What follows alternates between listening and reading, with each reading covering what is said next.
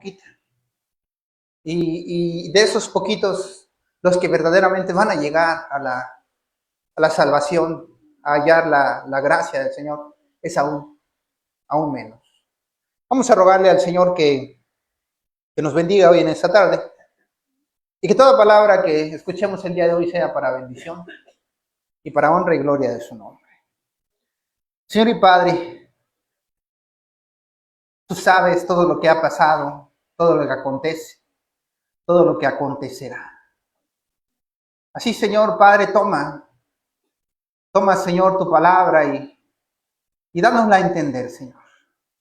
Danos entendimiento, danos discernimiento, sabiduría, para que todo lo que tú quieras que entendamos sea comprendido y llevado a obra, Señor. Te rogamos, Señor, para que podamos tener el poder, podamos tener la convicción de cumplir tus mandamientos, de buscarlos sin cansancio. Y guárdanos del maligno, Señor. Átalo y échalo fuera y apártanos de todo mal, Señor. Porque el enemigo solamente quiere burlarse de nosotros, quiere vernos caídos. Mas sabemos que mientras tú estés aquí, Señor, nos cubrirás bajo la sombra de tus alas. Háblanos hoy, te lo rogamos, Señor, conforme a tu voluntad. Úsame como tu instrumento, Señor. No permitas, Padre, que se diga algo que no sea conforme a tu voluntad, Señor. Antes bien sea todo conforme a tu Santo Espíritu, conforme a nuestra necesidad. Danos el pan espiritual, Señor. Lo rogamos, Padre, hágase tu voluntad hoy en esta tarde, en el poderoso nombre de nuestro Señor Jesús. Amén. Amén. Por lo regular, siempre hablamos tratamos de hablar de un tema en específico, pero hoy, hermanos, quiero expandirme un poquito en varios temas que al final de cuentas, pues todo es lo mismo, hermanos. Es la vida en Cristo, es la vida en Jesús. Pudiésemos pensar que se divide en diferentes categorías, cosas que tenemos que hacer, cosas que tenemos que quitar, cosas que tenemos que cambiar, cosas que tenemos que hacer con los demás. Pero al final, hermanos, de todas las cosas es que aprovechemos todas las herramientas, bendiciones que Cristo nos ha dejado para transformarnos a nosotros mismos de tal manera que podamos servir a la voluntad del Señor y alcanzar la meta, hermanos, alcanzar la salvación que el Señor espera que nosotros alcancemos. Primeramente, les quiero leer en el libro de Juan, capítulo 10.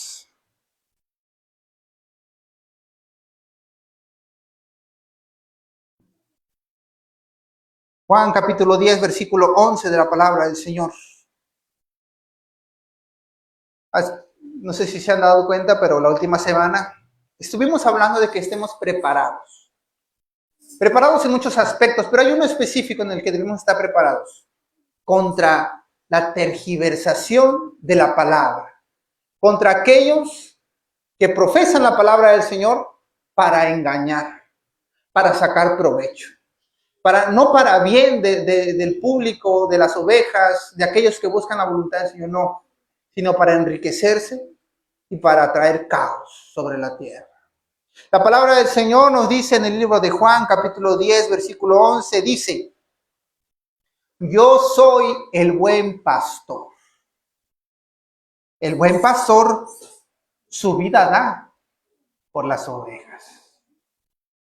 Mas el asalariado, y que no es el pastor, de quien no son propias las ovejas, ve venir al lobo y deja las ovejas y huye.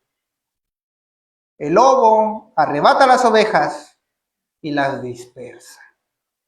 Así que el asalariado huye porque es asalariado y no le importan las ovejas.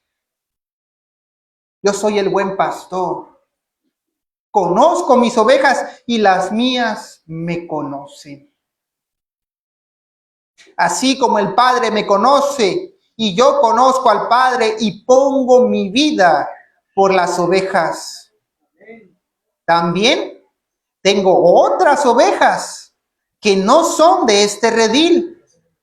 Aquellas también debo traer y oirán mi voz, y habrá un rebaño y un pastor.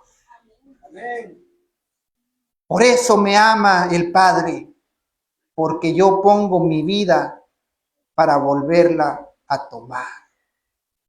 Nadie me la quita, sino que yo de mí mismo la pongo. Tengo poder para ponerla y tengo poder para volverla a tomar.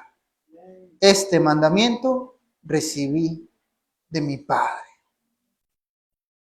La palabra del Señor, si no olvidamos lo que escuchamos la semana pasada o la reunión pasada, decía que Él mismo instituyó evangelistas, maestros, pastores y muchos de la actualidad, hermanos, muchas congregaciones, muchas sectas, denominaciones.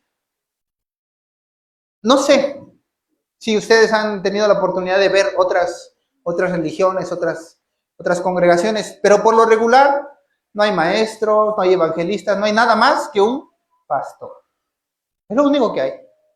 Y hermanos, y pastores. Y no es pastor, hay pastores todavía. Hermanos, dice la palabra del Señor.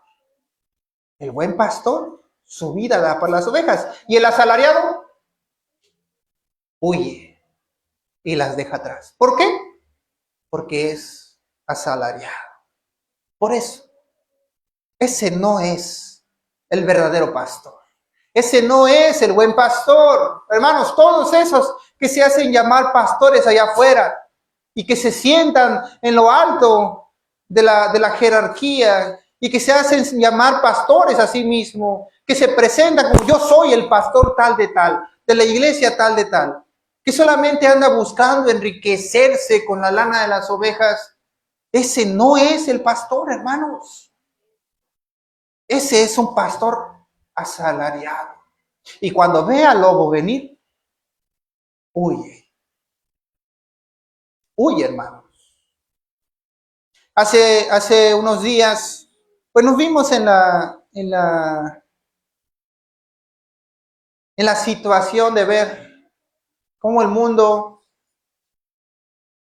busca de entorpecer, de distorsionar la palabra del Señor para acomodarla a nuestros beneficios y acomodarla a beneficio de quien la predica y de aquellos que la escuchan. Y no para bien, hermanos, porque cuando hablo de beneficio no me refiero a que sea algo bueno para nosotros, sino que sea algo que se nos acomode y se nos haga fácil. Y lo fácil no se traduce en bueno, hermanos. Hoy en día a las religiones no les interesa, hermanos. No les interesa si estamos bien. No les interesa si estamos buscando las cosas buenas. No les interesa si andamos en la búsqueda de la verdad. A ellos les interesa el dinero, les interesa que estemos dando. Hermanos, hace unos días me mandaron un video cortito, hermanos. Era un pastor en una congregación que yo la verdad no conozco y no sé, pero me llené de tanta indignación cuando lo vi porque decía el pastor ahí en el púlpito donde estaba, decía, yo no hago oración, yo hago oración, pero no por estas cosas, dice, porque yo no veo aquí dinero, dice. Yo no veo aquí dinero, dice. Y toda la gente decía, no. Dice, yo no veo aquí dinero, yo con esto no puedo orar, decía el pastor. Yo con esto no puedo orar, decía. Porque los hijos de Dios necesitan tener mucha riqueza, porque son los hijos de Dios, decía. Decían, amén, amén, decían todos ahí en la congregación. Ese es un pastor asalariado. Ese es un pastor asalariado. Y el día que venga el mal sobre ellos, él va a ser el primero que va a salir corriendo. Va a ser el primero que va a salir huyendo, hermano. Ese no es el buen pastor. Hay uno en el que deben confiar. Hay uno en el que debemos confiar. Ese es Jesucristo. Es el único que verdaderamente ha dado su vida por nosotros. Yo no he visto, hermanos, ni conozco a otro pastor que haya dado su vida por otro. Solo a Jesucristo. Tú podrías decir, bueno, hermano, entonces, ¿cómo conocer quién es un verdadero pastor? No te pongas en tanto caos en tu mente. Cristo es el buen pastor. Él no falla. No busques más. Cristo es el buen pastor. ¿Por qué, hermanos? Porque hay muchas cosas, interpretaciones que vienen de cualquiera que se le ocurra leer la palabra del Señor. Y mira, hermanos, hay gente que habla como si supiera y solamente conoce fragmentos, pedazos. No se ha dado ni siquiera la oportunidad de escudriñar las Escrituras a plenitud y ya está hablando de la palabra del Señor. Como el del salvo siempre salvo, hermanos. Como el de ayúdate que yo te ayudaré. Solo toman fragmentos de la palabra del Señor y dicen, así es porque la palabra de Dios lo dice, y leen el fragmento de la palabra del Señor. ¿Y todo lo demás qué? ¿Dónde queda la fidelidad, la obediencia, la rectitud, la verdad, el arrepentimiento, la búsqueda de la bondad y de los frutos espirituales? ¿Dónde queda todo eso? Nada más se fijan en lo que conviene hacer.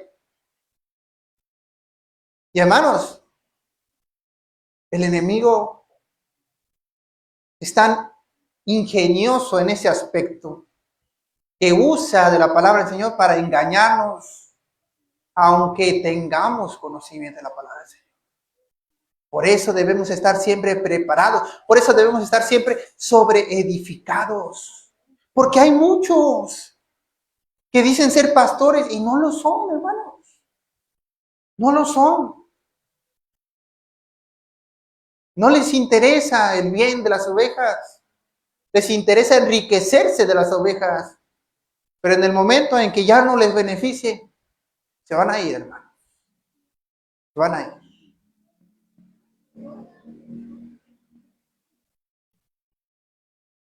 Hay veces que nos preguntan, hermano, ya no sé en qué creer. Porque aquí me dicen una cosa, aquí me dicen otra cosa. Y todo lo sacan de la Biblia. Ya no sé en qué creer. Mire, usted, si no sabe en qué creer, mire, tome esta Biblia, y escudriñela y pídale al Señor. No la lea nada más por leerla. Pídale al Señor que le dé luz, que le dé conocimiento, que le dé discernimiento, que le dé el entendimiento para comprender lo que Él quiere de usted. Es más, si usted quiere, mire, no escuche lo que nosotros le estamos diciendo. No es necesario que usted escuche lo que nosotros estamos. Usted escudriñe las Escrituras, acá están. Pero no nada más escudriñe un pedazo, léala toda. Escudriñela toda la palabra, que no le falte. Aunque sea una vez, léala completa. Que no se pierda ningún aspecto del carácter de Cristo. Que usted sepa cómo es. Que usted sepa qué le gusta, qué no le gusta, qué soporta y qué no soporta. Para que no se pierda nada. Para que yo no lo engañe, para que no lo engañen allá, para que no le engañen allá. No. Escudriñe las Escrituras.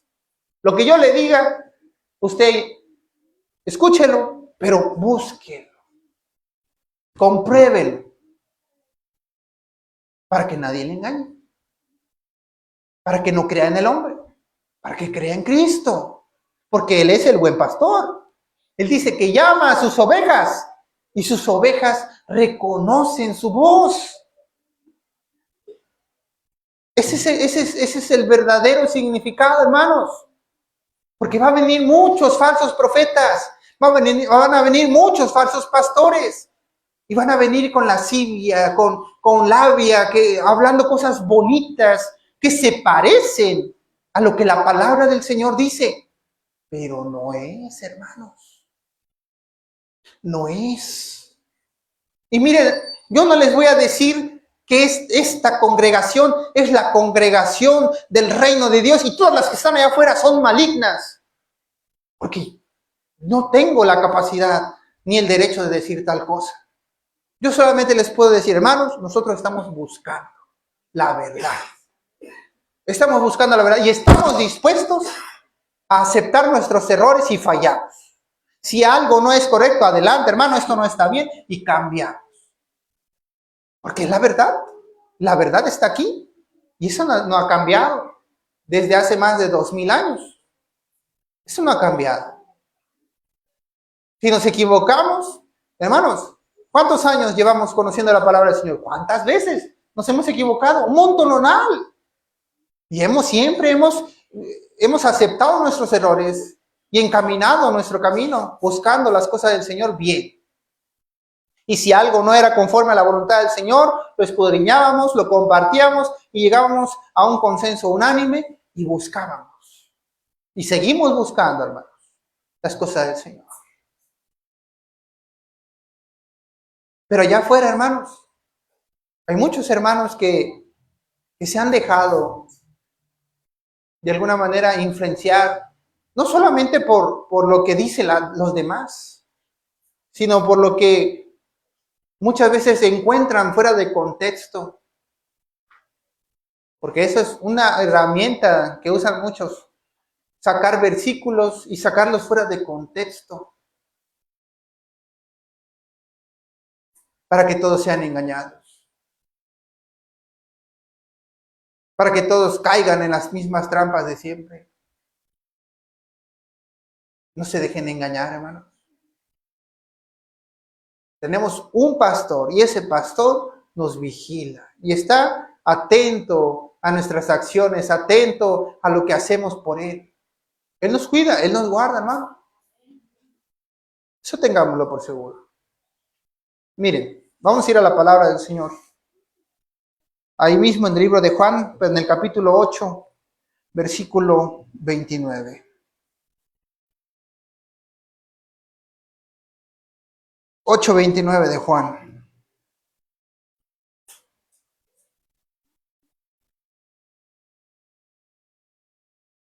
Juan 8:29.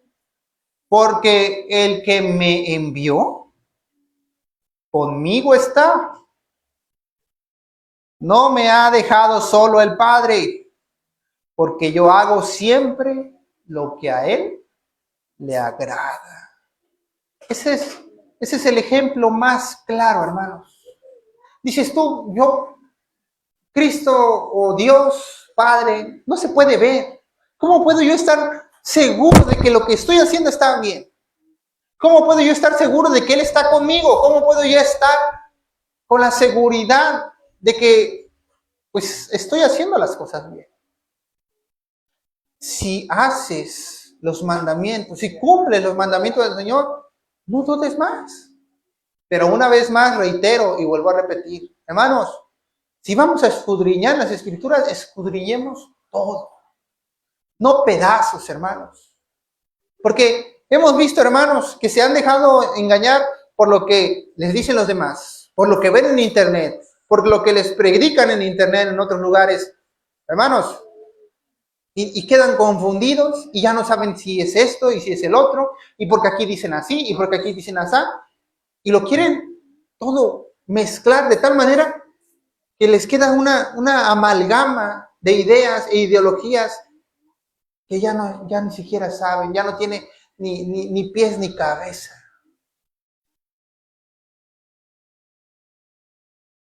Yo no les digo, busquen en internet, yo no les digo, busquen más predicadores, lean la palabra. Hay hermanos que, miren, por lo regular siempre le decimos, hermanos, no presten oído allá afuera. Hay hermanos que se han ofendido. Como diciendo, no, pues que me encarcelan aquí o que estoy obligado a escucharlos a ustedes nada más y a lo mejor aquí me están engañando y allá afuera está la verdad. Hermanos, no, la intención de todas las cosas no es que como que les queremos decir, aquí está lo bueno, allá está puro el diablo. No, no queremos que se confundan sin estar preparados. Y vuelvo a decir, si no quieren, no me crean. A mí, no escuchen lo que yo les digo, pero escudriñen todas las escrituras, hermano. De principio a fin, aunque sea una vez. El carácter de Cristo es bueno, hermanos, y en muchos aspectos es complejo, pero también tiene una realidad que podemos entender. Miren, el Señor es estricto en muchas cosas y en otras cosas no le interesa tanto, siempre y cuando nosotros mantengamos nuestro corazón puro, siempre y cuando nosotros seamos obedientes. Ustedes saben que mucho tiempo los fariseos vivían conforme a la ley. Y eso los detuvo durante mucho tiempo porque tenían muchas leyes terrenales. Y ponían las leyes terrenales por encima de lo que Dios había enseñado desde el principio. Cuando ellos ayunaban, se vestían de cilicio, se tiraban sobre la tierra y se hacían sufrir los unos a los otros porque ellos pensaban que y no comían ni bebían y pensaban que ese era el ayuno verdadero. Y se tiraban ahí para que todos los vieran cómo sufrían mientras ayunaban. Y dice el Señor, ese no es el ayuno que yo quiero. Ese no es el ayuno que yo quiero. El ayuno que yo quiero es que se abstengan de todo mal y que hagan lo bueno delante de los demás.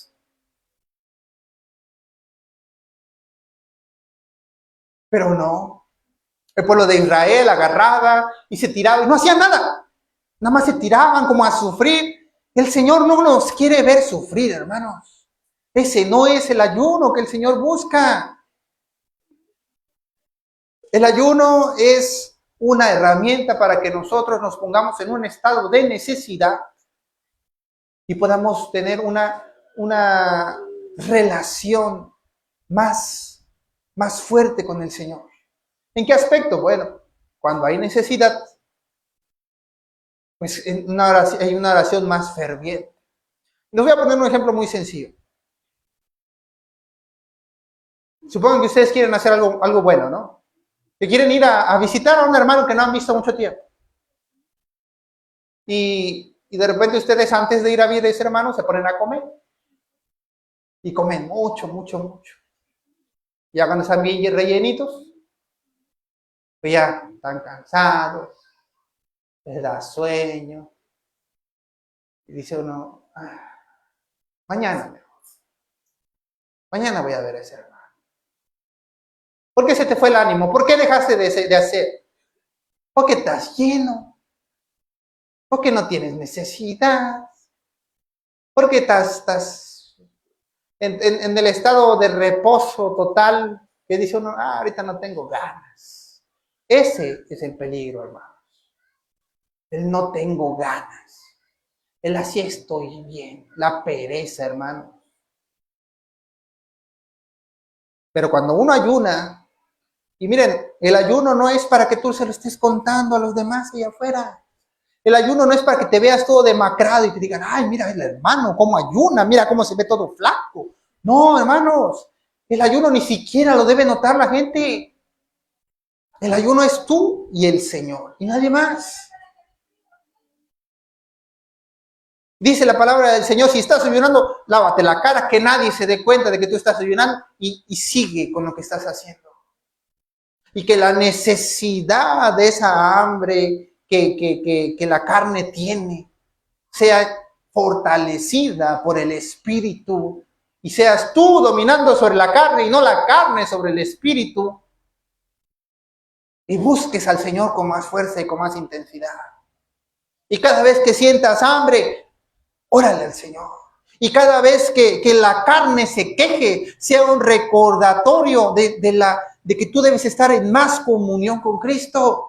Ese es el verdadero ayuno. Esa es la razón del ayuno. No que estemos sufriendo ahí demacrados, flacos y con hambre. No. Ese no es. Ese no es la necesidad.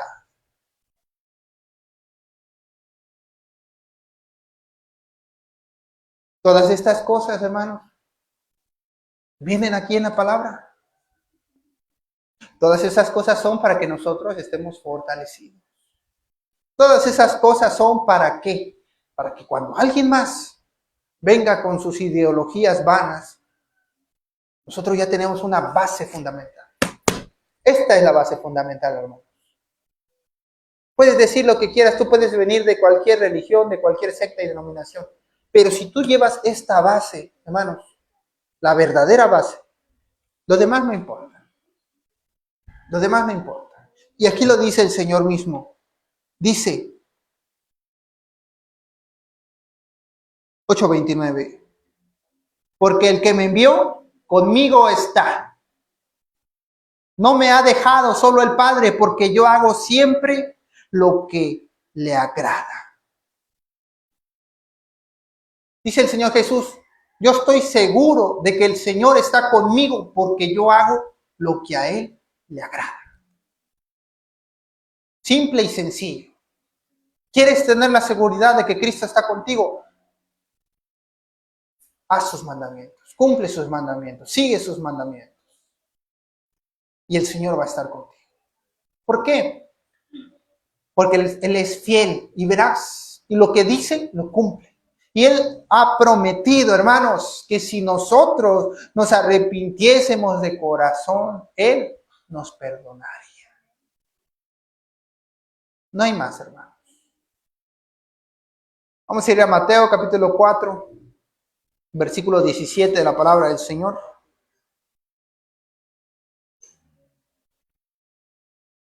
Mateo capítulo 4, versículo 17 dice: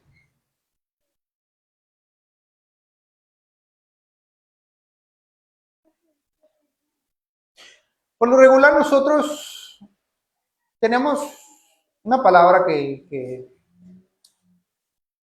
conocemos como doctrina. La doctrina no es más que la base, la enseñanza fundamental en la cual nosotros nos guiamos y que necesitamos llevar desde el principio. La doctrina de Cristo es esta. Capítulo 4, versículo 17 de Mateo dice: desde entonces comenzó Jesús a predicar y a decir, hermanos, estas fueron la primer predicación de Cristo, fue las primeras palabras de Cristo después de que fue bautizado y comenzó a predicar. Lo primero que dijo fue: arrepentíos porque el reino de los cielos se ha acercado. Esas fueron las palabras del Señor Jesucristo. Arrepentíos porque el reino de los cielos se ha acercado. Base fundamental, hermano, es necesario. No podemos andar caminando por ahí pensando que somos buenos, hermanos. No somos buenos. Aquel que se cree bueno ya está perdido desde el principio, hermano. Ya comenzó a caminar chueco. Dice la palabra del Señor que todos pecamos desde el principio. La única manera de entrar limpio al reino de los cielos es nacer de nuevo. Es morir el viejo yo y vivir el nuevo hombre. Pero no de la simiente de la carne, sino de la simiente del Espíritu Santo. Hermanos, muchos no entienden cuando hablamos del nuevo nacimiento y del nuevo yo. ¿Qué significa? ¿Cómo se puede nacer de nuevo? Primero arrepiéntete. Y no se trata de decir, Señor, perdóname y ya. Porque Dios ve más allá de lo que las palabras dejan ver. Dios ve el corazón.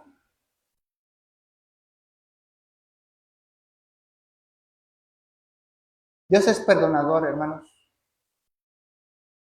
Pero les voy a dar un ejemplo muy sencillo. Ustedes saben que cuando Cristo murió en la cruz, había uno a su derecha y otro a su izquierda, que fueron sentenciados junto con el Señor Jesucristo. Y uno le injuriaba y lo insultaba al Señor Jesús y le decía, si eres hijo de Dios, sálvanos. Y el otro le decía, ¿por qué lo molestas? ¿Por qué le dices esas cosas? Nosotros ciertamente hicimos mal y estamos pagando por nuestro mal, pero Él no ha hecho nada. Él no ha hecho nada. Y dice, Señor, si es posible, acuérdate de mí cuando llegues al reino de los cielos. Y el mismo Señor Jesús les dijo que ese mismo día Él estaría con él. Más allá de lo que ese varón que estaba a su lado hizo, Él vio el corazón, su arrepentimiento. Y tú vas a decir, entonces es fácil, hermanos, ¿quién ha estado crucificado alguna vez? ¿Tú crees que estar en esa posición que estaba ese varón al lado de Jesucristo es fácil? ¿Crees que ese nivel de arrepentimiento en el que uno está ahí crucificado, sufriendo, es fácil de llegar?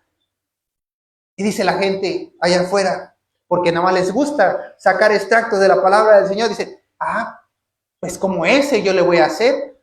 Cuando yo me vaya a morir, ahí me arrepiento. ¿Tú crees que vas a engañar a Jesucristo con eso? ¿Tú crees que Cristo no va a ver la intención de tu corazón? No, hermanos, no es así. Y miren, yo no niego que va a haber quienes así encuentren al Señor Jesús. Si hubo uno, ¿por qué no puede haber dos? Pero, ¿para qué arriesgarnos? ¿Para qué estar esperando hasta el final? Porque si tú te esperas y con esa intención, el Señor lo va a ver y no te va a perdonar, hermano. Y vas a llegar frente al Señor Jesús y tú le vas a decir, pero Señor, yo me arrepentí al final. No, tú dijiste, perdóname, pero no era un arrepentimiento de corazón. Fue tu desesperación nada más. Eso no era un verdadero arrepentimiento.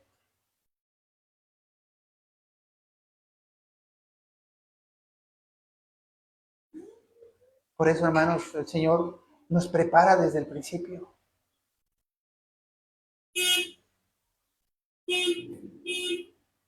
Marcos capítulo 9, versículo 38. Marcos 9, 38 de la palabra del Señor.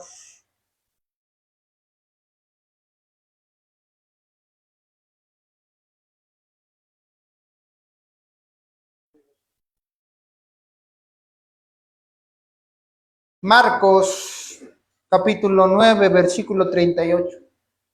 Y este pasaje, hermanos, se los leo más que nada porque siempre ha habido como una especie de rivalidad, no sé cómo llamarlo, la verdad, entre religiones, sectas, denominaciones, que no debería de haber, hermanos. Si nosotros buscásemos al Señor como corresponde, no debería haber alguna diferencia. Pero como decimos al principio, no es que a nosotros nos preocupe que la gente se reúna en otros lugares, no. Lo que a nosotros nos preocupa es que no les interese el bienestar de las ovejas, sino solamente lo suyo. Eso es lo que nos importa. Nos importa que cada uno de nosotros pueda llegar a encontrarse con Cristo al final de nuestros días. Eso es lo que verdaderamente importa. Marcos capítulo 9, versículo 38. Juan le respondió diciendo, Maestro, hemos visto a uno que en tu nombre echaba fuera demonios, pero él no nos sigue. Y se lo prohibimos porque no nos seguía. Pero Jesús dijo, no se lo prohibáis. Porque ninguno hay que haga milagro en mi nombre que luego pueda decir mal de mí. Porque el que no es contra nosotros, por nosotros es. Yo quiero aclarar, hermanos, que el Cristo no es una religión. Desde el principio no es una religión. Y esto no es un templo, hermanos. Esto es una congregación donde nos congregamos. Eso significa congregación, donde la gente se congrega, donde la gente se junta, donde la gente se reúne. Esto es una congregación. Pero la iglesia, hermanos, la iglesia somos nosotros. Nosotros somos el templo del Espíritu de Dios. Nosotros somos el templo del Espíritu Santo. Y mientras haya uno de nosotros que crea y que haga la voluntad del Señor en esa casa y en ese hogar donde ustedes habiten, ahí hay una iglesia. Ahí está el Espíritu de Dios. Ahí está el Señor Dios y Padre. Esto no es, hermanos, esto no es lo sagrado, esto no es el templo. Y el hombre se ha enfatizado en hacer grandes monumentos y grandes edificios y lo adornan, hermanos. Tuve la oportunidad de ir a Taxco hace unos años y hay una iglesia católica allá en Taxco. Hermanos, toda el interior está ornamentada con imágenes de querubines y de ángeles y de muchas cosas, hermano. Toda la pared. Se ve bonito, sí. Y hasta el fondo tienen una Guadalupe de plata de este tamaño, que pesa no sé cuántos kilos.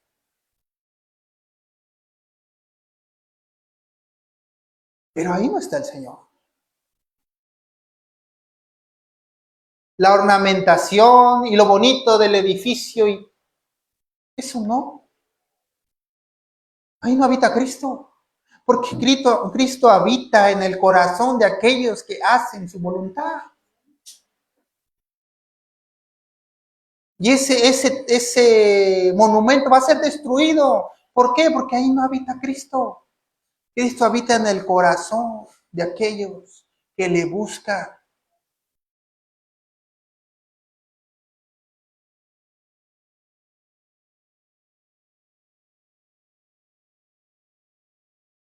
Primera de Corintios, capítulo 6, versículo 19.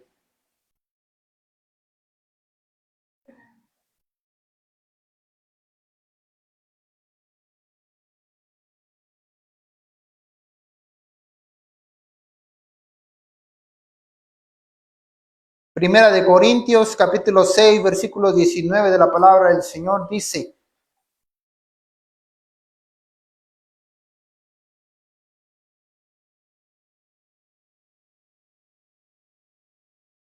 Primera de Corintios 6, 19. Dice: ¿o ignoráis que vuestro cuerpo es templo del Espíritu Santo? Vuestro cuerpo es templo del Espíritu Santo. Hermano, cuídalo. Es tu herramienta para llevar la palabra, para compartir, para dar honra y gloria al nombre del Señor. No lo pintarrajes, no lo rayes, no lo destruyas, no lo arriesgues. Porque tu cuerpo es el templo del Espíritu Santo, el cual está en vosotros, el cual tenéis de Dios, y que no sois vuestros. Ese cuerpo no es tuyo, dice el Señor. Ese cuerpo es de Cristo. Él te lo dio y Él te lo va a exigir. No lo destruyas. Cuídalo. Úsalo con el fin con el que fue hecho. Esta carne, hermanos, no fue hecha para servir a los deseos de la carne. Fue hecha para servir a la voluntad del Altísimo. Pero fíjense, en algún momento, hermanos, Se volvió al revés. Y ahora vivimos a voluntad de la carne. Porque fíjense, siempre nuestra conciencia ha estado separada de la carne desde el principio. Porque si tú quieres, si tú tienes hambre, tú puedes aguantarte el hambre a voluntad. Y la carne va a tener hambre. Y tú dices, pues me voy a aguantar. Pues te aguantas. Pero llega un momento en el que el deseo de la carne sobrepasa al espíritu y ya no domina el espíritu sobre la carne, sino que la carne domina sobre el espíritu y entonces estamos sometidos a la carne. Y la carne tiene sueño, y la carne tiene hambre, y la carne tiene deseos pecaminosos, y el consciente está claro, sabe que hace mal, pero aún así sucumbe a los deseos de la carne. El borracho, el adicto. ¿Ustedes creen que no sabe que lo que está haciendo está mal? Y en algún momento en el principio tenía la capacidad de decir no. Que lo que mi cuerpo quiere no es lo que yo quiero. Pero llega un momento en el que se deja dominar por la carne y ya no puede controlar lo que en su momento estaba bajo su control. Cuidemos, hermanos,